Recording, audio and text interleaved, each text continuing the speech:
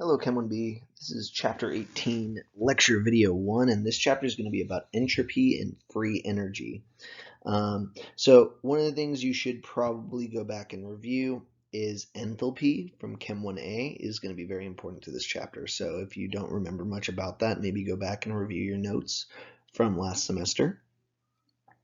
And this chapter is kind of a nice segue because it's the first chapter in a long while that doesn't deal with equilibrium.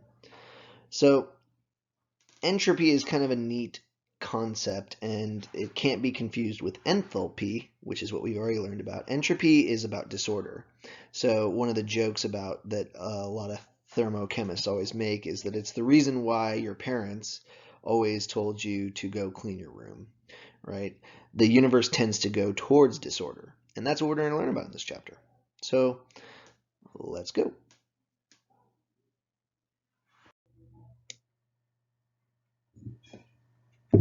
So if we think back from last semester, we went over the first law of thermodynamics. And basically the first law of thermodynamics states you can't win. There's no way to create energy from nothing. The energy of the universe is conserved. We can't create it. We can only move it from like kind of one form of energy to another. Like I can change friction energy to heat, right? If you rub your hands really quickly back and forth, you can feel your skin heat up. Or we could convert electrical energy into mechanical energy.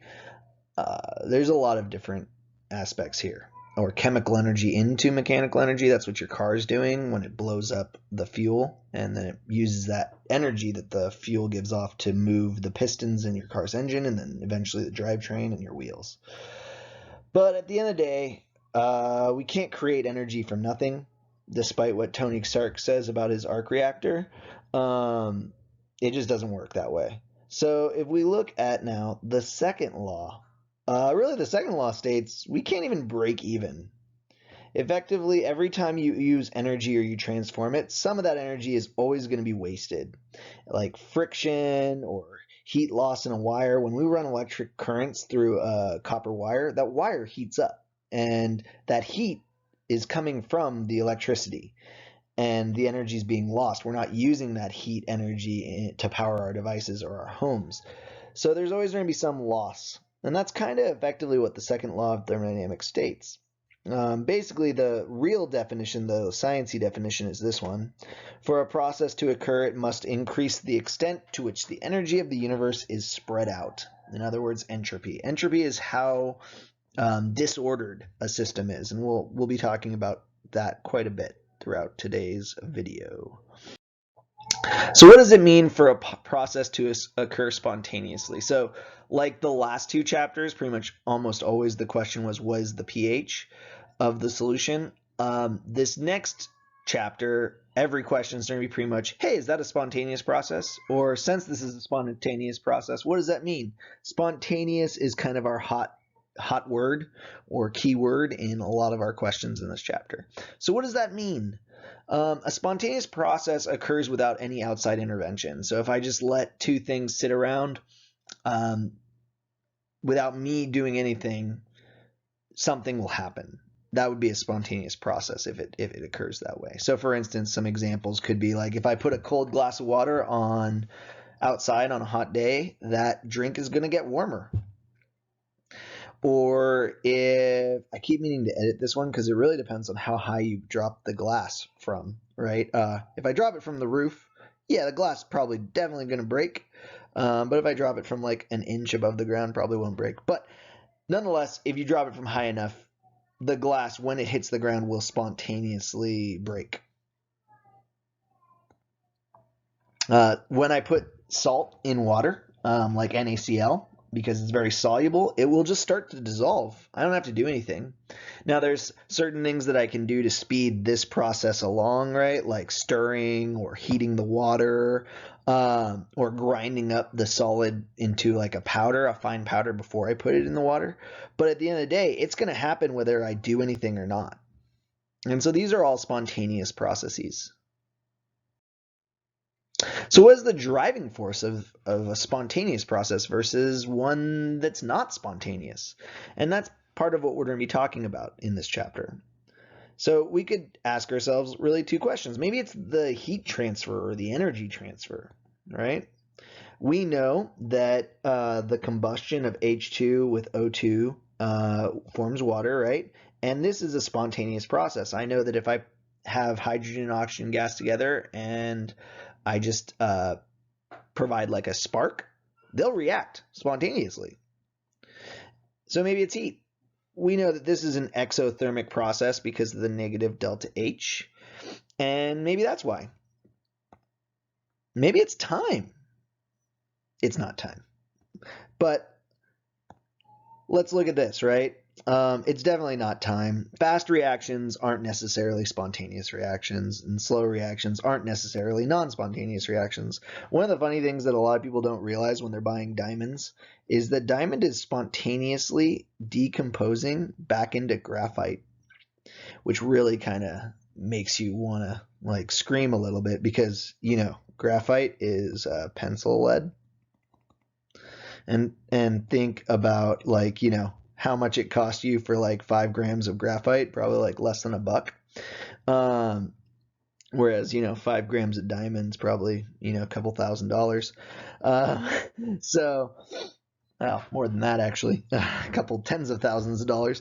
But diamond is spontaneously turning into graphite at all times. Now, I will tell you that the half-life for this is somewhere near 1 billion years. So while it's doing it spontaneously, it's doing it very, very slowly. Your diamond ring you bought will be perfectly pretty until, you know, your entire family line's probably dead by the time it actually starts to have some graphite that actually visibly shows up. So time is not it. All right, time is not going to affect whether a process is spontaneous or not. Heat kind of does. That's a horrible color, sorry guys. Kind of does.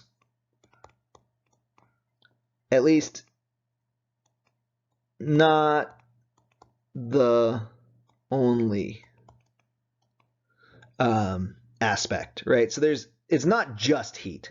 Heat is definitely a part of whether a process is spontaneous, but it's not the only thing that contributes. So let's talk about that. Most product favored, which is a fancy way of saying spontaneous reactions, are exothermic. So heat definitely plays a role. Exothermic reactions tend to be spontaneous. Not always, but most of the time. Like, for instance, our combustion of hydrogen and oxygen, right? Delta H is less than 0. It's a spontaneous reaction. If I react sodium and chlorine together, I get sodium chloride, and that is an exothermic reaction, and it's spontaneous.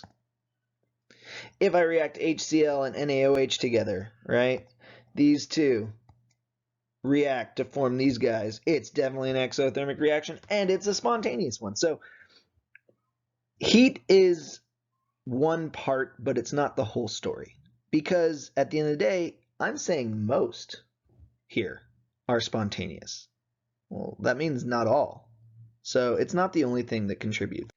In fact, many spontaneous reactions are also endothermic.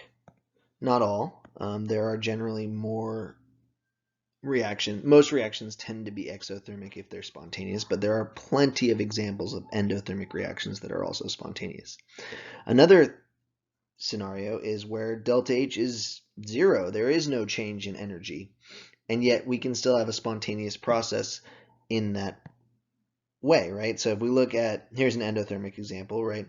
NH4NO3, ammonium nitrate, is actually one of the common substances used in chemical cold packs. Like if you ever had to pop the bag, shake it, and then it became cold. That's actually, the bag inside is just water, and you're dissolving ammonium nitrate, which is a very endothermic process. So it takes energy from its surroundings, and the bag gets really cold. It's spontaneous. Another is the expansion of the gas. This is an example of where, hey, guess what? Delta H is 0. There is no heat change, but this is still a very spontaneous process. If we open this valve here, this gas will spontaneously spread to fill this other side of the container. That'll happen without anybody doing anything. We're not going to have to push the gas to the other side. It'll automatically spread and diffuse into that other container. So we're going to stop here. If you guys have any questions, please come to discussion or email me.